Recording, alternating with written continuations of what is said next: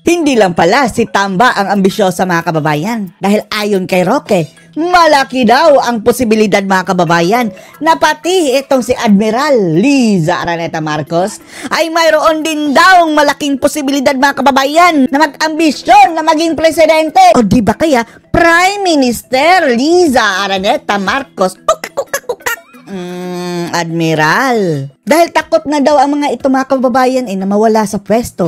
Dahil siguradong kung bumaba ito sa pwesto, ang mga Marcos mga kababayan ay ang sasalubog sa kanila ay patong-patong na kaso. Kung hindi man nila kayang maging presidente mga kababayan, talagang ipupush nila ang charter change para maging prime minister si Tamba o di ba kaya'y si Liza Araneta, Admiral. Habang nagpapalaki pa daw si Charis Pempenco aka Sandro Marcos mga kababayan. Panoorin niyo po ha. Sa dami ng mga kasalanan nilang ginawa sa gobyerno, hindi sila po pwedeng mawala sa kapangyarihan.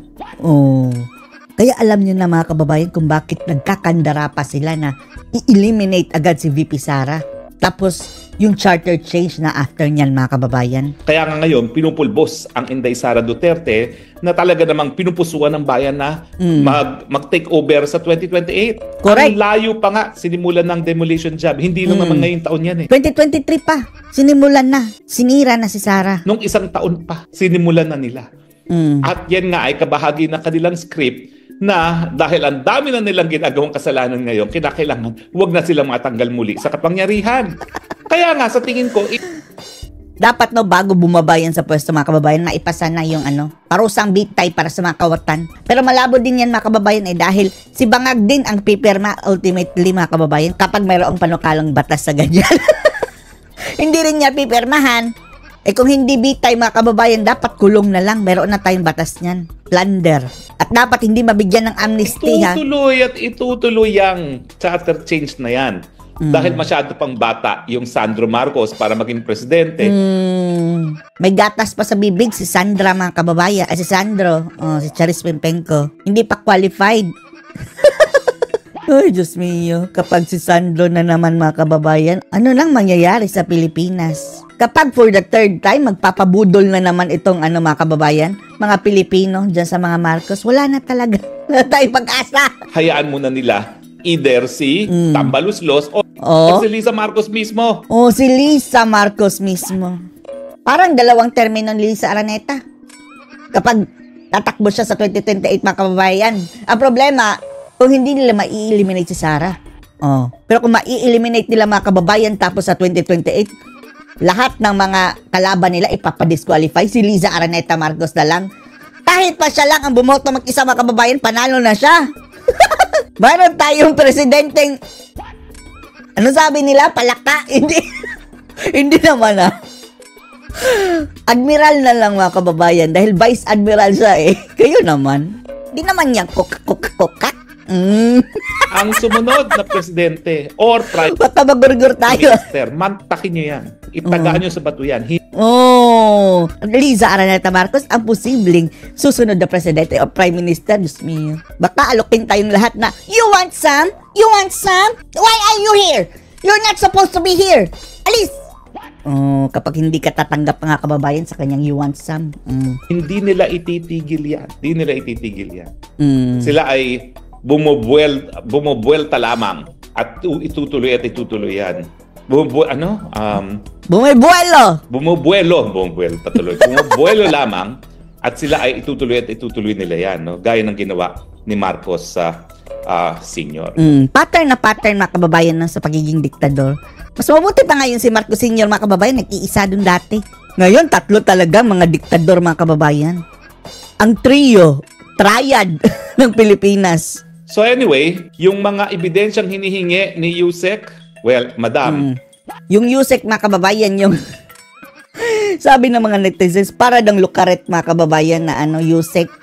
Alam niyo na kung sino. Inisa-isa ko na po yan. Yung gagawin nila sa saligang batas, yung panunupil sa mga vloggers, yung sunod-sunuran na ang Kongreso at ang Senado dahil nabili na sa pera, yung mga lantarang korupsyon sa ating lipunan. Correct. Yung pagbaboy sa ating national budget. Ano pong totality niyan? Ang totality niya. Tapos, yun pang pinagtatanggal yung mga nakaupong mga mga kababayan na halal na mga politicians kagaya ng sina Mayorama, si Humawib, yung iba pang mga kalaban nila mga kababayan na pinasuspinde dahil kalaban sa politika. Yan, talaga hinanapan ng gusot mga kababayan na gawa-gawa rin nila. Papunta na tayo sa diktadurya na isang tao lang ang masusunod. At yan ay ang presidente. At yan po ang definisyon ng diktadura. Napakadami na pong ebidensya. Na, wag na naman nating sisihin, no, yung Yusek na bagong-bago. No? Ano mo, si Clear Kaibigan niya kasi. Castro, kaibigan pa yan. Maraming beses ako nag-guest dyan. Pero bakit mo naging kaibigan? Look, correct, sabi ng mga netizens. Ewan lang natin ha. Dahil ang basis nila mga kababayan yung nagwala-wala doon sa presinto. Nakulong tuloy mga kababayan, na-detain dahil nagwala. DZRH, ano yan, Angkor. Si J. Ruiz naman, ABS-CBN. Intindihin na lang natin na talaga mahirap ang trabaho nila. Galing din ako dyan. Pero mas madali ang trabaho ko. Bakit? Kasi yung aking naging amo, unang-una, alam mo... Matino! Matino ang amo ni Rocky, mga kababayan, si Digong. Ngayon, good luck sa inyo. Pang-ilan na ba yung PCO secretary, mga kababayan? Dahil sa tuwing magkakalat sila, mga kababayan, ipapalitan nila ang PCO secretary. Kagaya ng agaw ng baso si Admiral Lisa Araneta Marcos, pinalitan. Ngayon naman mga kababayan, napahiya si Bangag na nakunan sa video na parang inisnab siya ng mga tao. Nilangaw. Pinalitan na naman ang PCO secretary. Batas, abogado. So, madali sagutin ang mga tanong na legal, no? Dahil alam naman ni Presidente ginagawa niya. Pangalawa, walang bahid ng korupsyon. Si Tatay Digong. In fact, maagang-maaga pa rin ang mga tinibak niya sa pwesto, yung mga pinakamalalapit sa kanya sa kampanya, di ba? Naalala niyo yun. Yung kaibahan ni BBM at ni PRRD dati, mga kababayan. DILG Secretary at saka yun niya National Irrigation Authority Administrator, sibak yan. At ang dami mga nasibak na mga napakalalapit sa kanya. Wala siyang pakialam. Tama. Yung pag meron kang whiff of corruption, tanggal ka na. Tanggal. Mahirap lang sa akin nung panahon ko, ha? Dahil nga, mapakaingay ng mga dilawan. Tapos, ang kalaban nila mga kababayan, media. Grabe, mag-twist ang media. Ngayon, sama-sama ng babangag muli ang media ng mga kababayan na Marcos. Dating mga anti-Marcos mga kababayan bumabatak na silang muli. Sabay-sabay. Dahil sila yung pinalitan na administrasyon, malakas pa rin ang makinarya nila, napakaingay nila, at talaga namang sila yung pumupula kay Presidente Duterte hanggang ngayon. Tapos kung magantihan, pabiktim mga kababayan na as if sila ang inaatake. Defend press freedom daw. So anyway, ang problema naman nitong mga bagong PCO at pangatlong PCO na nga ito, talagang mahirap ang trabaho nila. Kasi unang-una, hindi sila tagapagsalita. Ibig sabihin, hindi mo alam kung ikaw ay reporter, kung sino talaga ang pupuntahan mo para sa kasagutan. Ito kasi si Ngagva mga kababayan, ayaw magtalaga ng spokesperson dahil siya na mismo ang haharap para magsalita para sa kanyang sarili, tapos hindi mahagilap kung sino-sino na lang mga kababayan ang mag-aaktang spokesperson. Sa mga tanong mo tungkol kay Presidente. Ngayon, ang nag-aaktang spokesperson mga kababayan, Yusek! Yung si Castro mga kababayan, ano ba yan ni Franz Castro? Noli Di Castro. Di Castro pala yun, no? Namatalas ang dila mga kababayan anti-Duterte. Attack dog nila kay Duterte. Expect nyo na mga kababayan, lahat ng lalabas sa bunganga ay patama kay Digong at kay Sara Duterte. Buti hindi si Dilima ang kinuha nyo. Sana si Dilima. Ang gusto kasi ni Presidente, siya na ang magiging spokesperson ng sarili niya. Pero at the same time, yung huling humarap siya sa media, isang beses lang siya, isang buwan na harap sa media. Once a month. Naman yun. 30 days in a month, isang beses mo lang maiengkwentro ang Presidente. Tapos, wala kang maririnig ng mga dilawan mga kababayan na naghahanap na nasaan ang Pangulo, nasaan ang Pangulo. Hindi kami naghahanap sa Pangulo, buti nga wala siya.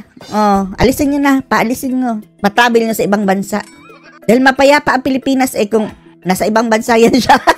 Pangalawa, hindi abogado. So, si Ngagva, hindi abogado. Sa usaping legal, he will have to rely on his executive secretary na abogado. Pero at the same time, paano mo sasagutin kung ang tanong ay nakadirekta sa Presidente mismo? Kaya nga ang sumasagot mga kababayan sa mga issue, yan si Bersamin, na isang hudas din. Dahil si Ngagva, parang sablay mga kababayan palagi. Pangatlo, ito yung sinasabi ni Inday Sara. Hindi alam kung paano maging presidente. Hindi alam kung paano maging presidente. Si Presidente Duterte, ang buong talambuhay niya, siya ay nasa ehekutibo, no, bilang mayor ng Davao. No? So alam na alam niya na ang isang bansa ay isang How to handle syudad lamang the yan, country. no, na pinalaki. So kung paano niya pinasigla ang Davao, ganoon din ang ginawa niya sa Pilipinas, no?